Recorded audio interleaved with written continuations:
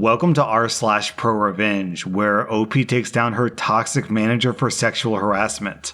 Our next Reddit post is from Gadgets Own Me. My ex is an abusive pile of garbage, and we had a kid together. I left him while I was pregnant, but I would occasionally take the baby to see him on his lunch hour. He paid us $29 a month in child support for a very long time.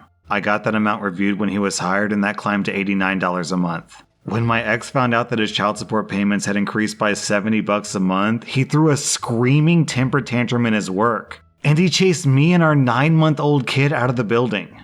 We had family court a few days later, and he blamed me for everything. He even got his friend to lie and say that he was there and that I started that fight. Thankfully, the judge didn't believe him, but I was forced to continue making these terrible visits to my ex's work. Now for the revenge. He worked at a furniture rental store, and he would constantly badmouth customers in very detailed ways. The next time I took my baby to his work, I sat down with a small notepad and wrote down the names he said, how many months they said they were behind, how much they said they owed, and every terrible name that he and his buddy called the customers. There were quite a few racial slurs said that day. When my ex left for the day, I told his boss, but his boss didn't do anything. However, I personally knew 3 of the people he was bad-mouthing, and I knew how to get in touch with 5 or so others. I worked my way through that list, telling people exactly how their personal financial info was being released and the names they were called. He and his buddy lost their jobs the next day, and the owner filed a restraining order against him. I didn't feel bad at all. Jeez, OP, he was upset about $89 a month? I don't even know if you could keep a dog alive at $89 a month, let alone a baby. Our next Reddit post is from Directed Accordingly. When I was 19, I worked in a one-man store in my local area. Sure, there were a lot of entitled people that came in, but there were also absolutely lovely regulars that I bonded with. Unfortunately, what happened in this story didn't involve one of the nice regulars, but instead a creepy older man. This man was probably in his 40s, dirty, and just an outright creep. The shop didn't have any panic buttons, so when he came in, I was on my own. He was a pervert who would just come in to harass me. He would lean over the counter to stroke my arms, make disgusting derogatory comments towards me, and try to feel me up anytime I left the counter. I hated working there because of this guy. I reported him to the manager multiple times, but nothing was ever done. I even showed him the CCTV, but again, nothing would happen. One day, the guy came in saying extremely lewd things to me and tried to grab my chest. I just snapped. I shoved him away from me, telling him to leave the store and that if he didn't stop, I would report him to the cops. The guy just laughed at me and said there was nothing I could do until I pointed at the cameras. This enraged the guy, and he told me how he knew that I lived in the area, so if he ever found me, I would end up in the hospital because of the things he would do to me. He left, but I was absolutely terrified. I knew this guy was ex-military, and he could easily overpower me. After that, he came to the store displaying what looked like a weapon, and he followed me when I visited local stores. On a shift swap, I nervously came into my work as the manager was cashing in his till. He saw me and asked what was wrong, and I told him what was happening. I said that I had to report this guy to the cops, but I needed evidence, so I mentioned the CCTV. My manager responded, "I'm so sorry, but I'm afraid you can't do that. If you do, then they'll do a background check on you, and I'll have to tell them everything that I know about you." This terrified me even more. The manager was a friend of mine and the reason that I got that job to begin with. He knew that I had home problems, so he was basically telling me that he would tell the cops about it and rip my family apart. He said, "See, I value you as a friend, but after seeing your true colors when you refuse to go out with me, it kind of tells me to be honest to the police. Do you really want to involve them?" It became evident that the reason why he never handled my complaints before is because I rejected him. He asked me out a few times, which I rejected, but I didn't think much of it. As scared as I was, I didn't want my family to be destroyed, and I wasn't going to go out with him just to get some evidence. Instead, I started to plot my revenge against the manager. The area manager and my manager were good friends. The area manager let my manager get away with anything during inspections. But rumor had it that the area manager was moving to a different location. This meant that a new area manager would be coming in to do an inspection. Knowing this, I patiently waited to see if it was true. One day I went in and saw a man that I'd never seen before. It was the new area manager, and he was in doing an inspection when the manager wasn't there. It turns out that he had met my manager before, and he didn't like him one bit, so he was trying to find evidence to fire him. He told me that he wanted to monitor the daily things I did in the shop, so I did the things badly. I made sure to screw up every chance I got, not scanning items, not checking IDs, stocking things incorrectly, etc. The area manager was horrified and asked if I was ever trained. Luckily, my dad always encouraged me to keep a log of everything I do at work. So I gave the area manager my log of the week that I started and the day that I signed that document, telling him that all he had to do was check the cameras, which of course he did. When he found out that I was never trained, he sat me down and asked what other things my manager was doing wrong. I told him everything. That he made me and my coworker take over a shift so we could leave early. How he never fulfilled requests for holidays and took them away last minute. And how he would never process official complaints and would persuade us not to report incidents. He asked me what kind of incidents, and I told him about the customer and how he blackmailed me not to report it to the cops. I told him how he said the only way that he was going to help me is if I dated him. The area manager was disgusted and asked if I had logs of all the relevant dates to prove what I was doing. I handed him my logbook and said that I felt awful telling him all this because I didn't want anyone to get in trouble. That was a lie. Of course I wanted results. The area manager reassured me that nothing was going to happen to me because this was all on the manager. I didn't hear much of it until eventually my manager just never came into work and a new guy was there instead. I asked where the manager was, and I was told that he got fired.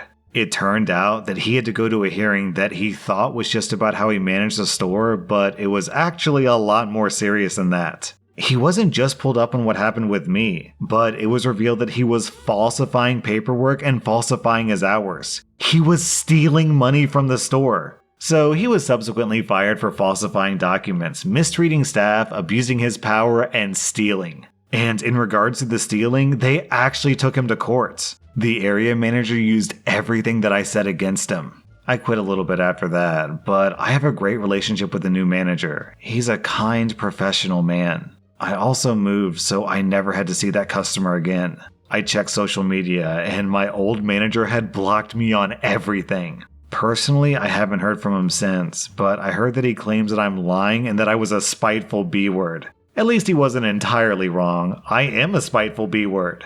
OP, this guy absolutely had that coming to him. You got sexually harassed at work, and his response to that was to sexually harass you at work? What an absolute garbage can human being. Our next Reddit post is from Billiam. A few years ago, after changing jobs, I found myself in a new office with a new phone number. After orientation, training, and other new hire stuff, I finally get to sit down and start working. I get my voicemail and answering machine set up the email, and my phone rings. I say, "Good morning, this is OP in engineering speaking." "Yeah, when can I take the GED test?" "Sorry, wrong number," and I hung up. My phone rang again. "Seriously, when can I take the GED test?" "Like I said, wrong number, bye." This went on for weeks, 15 to 20 calls per day. People would scream at me for not being the adult learning center. One day I had an epiphany. A caller called in. "This isn't the adult learning center?" "Nope." "Do you know the number?" "Check Google." "I did, but this is the number on their website." "Oh, really?" After Googling it myself, I dig up a few numbers and give them a call. They tell me that they don't maintain their website and there's nothing they can do about it, and it's not their problem. That I'm just gonna have to deal with it. My favorite line from that conversation was, "What are you gonna do about it? I work for the state. You can't do sh*. Bye-bye." And you can just imagine that bye-bye just dripped with the condescension that only hubris and decades of Karenhood could muster. Oh, hell no. Let's dance. The next day I answered the phone. "Good morning, this is OP speaking." "When can I take the GED test?" "We give that on request. It takes about an hour and a half. Come on down." "Oh, awesome. How much is it?" $10, but bring a pencil. "We'll sharpen your pencil, but we can't supply them. Budget cuts, you know." "No, I get it. I'll see you in a bit." "Take your time." They don't like me telling you this, but if you get here before we close, they have to give you the test. "See you when you get here." "Thanks, man. See you later." Now, for those of you who don't know, a GED test takes an entire day to finish. It also usually costs upward of $100 depending on the state. In my state, it was around $200. As such, it was only offered at certain intervals. So since I was telling dozens of people each day that it was $10, took 90 minutes, and offered on request, I'm sure they were absolutely inundated with angry people with freshly sharpened number 2 pencils, waving their $10 bills, and demanding the test that the guy on the phone told them they could come in and take. Every morning I checked the website to see if my phone number was still on there. I also took the liberty of crawling around and getting the phone numbers for some managers. I was happy to hand out those phone numbers when people would call back to complain that they weren't allowed to take the test. I told them, just head back down there and ask to speak to a random director's name. Tell them you called the number on the website and this is what you were told. It took them about 6 more weeks to change the website. For some reason, all the managers' numbers disappeared from the website as well. Down in the comments, we have this story from Curmudgeon. Many years ago, I rented a house where the previous renters had been a couple of doctors out of Harvard Medical School. They got an absolute ton of junk mail. When they moved, they thought they were being clever and only selectively file I've moved notices and let all their junk mail keep filling up my mailbox. I called them and asked them to file with the post office to forward all their junk mail, and they told me to F off. So I started writing deceased on all mail that came to them and tossing it back in the mailbox. About 6 months later, I got a very angry phone call from them because apparently one of the pieces of mail was from Harvard for their 10-year reunion. Because I'd written deceased on the mail, they were listed as dead on the Where Are They Now part of the materials handed out at their Harvard reunion. And further down in the comments, we have another story from the MCP. My friend moved to a new home in college and got a new phone number. A few months later, he started getting phone calls from pregnant women who wanted to schedule an appointment with their gynecologist. After several such calls, he found the actual gynecologist and contacted their office. It turns out they had new stationery and cards printed, and they all had a misprint of the phone number, listing my friend's number instead of theirs, which was very close in number. My friend, being a decent person, told them that if they just paid the phone company's change fee, they could have his number. They said that, oh no, my friend would have to pay for that. And he would have to give them his number, and they were still using the new incorrect numbers and intended to keep giving out those cards. He said, I can't, I'm a poor college student, and that was the end of the discussion. A few more days of this went by, he called them again, and they still demanded that he paid to give them his phone number because of their mistake. My friend said, I guess you're going to have to pay to get all new stationery and cards and contact every single one of your patients to tell them about your error. They laughed at him, so he hung up. After that, when someone called to make an appointment, he'd make an appointment. They would show up expecting to be seen, and the doctor's office would have to deal with these angry pregnant women. After a few weeks of this, suddenly the office called and wanted to pay the change fee. Imagine that! Oh man, I've read so many stories on r/Prorevenge where some guy gets a phone number wrong and that phone number is a business and they're like, well, not my problem, so deal with it. This is basically the equivalent of like you're sitting at your home and someone calls you and they're like, hey, do you live at 123 Fake Street? And you're like, yeah, this is my home, what about it? And the guy on the phone is like, well, I found keys to your house, so do you want to come pick them up? And then you, being a total moron, say, no, that's not my problem. I'm not going to drive across town to pick up my house keys. What do you think I am, a moron? And the guy on the phone's like, okay. And then you just have this total stranger with keys to your house. You can come in and totally screw up your stuff until you change your locks. I don't know. If you're a business owner, why would you want your phone number to go to someone who has the disposition and the power to completely destroy your business instead of changing, I don't know, what, probably $50, $100 to change your phone number? $15? Is that right? There's a $36 change fee with AT&T, and with T-Mobile, it's $15. Oh my God. Imagine letting a bored college student utterly destroy your business because you're too cheap to pay him $15 to change your number. Oh my God. Our next Reddit post is from Dark.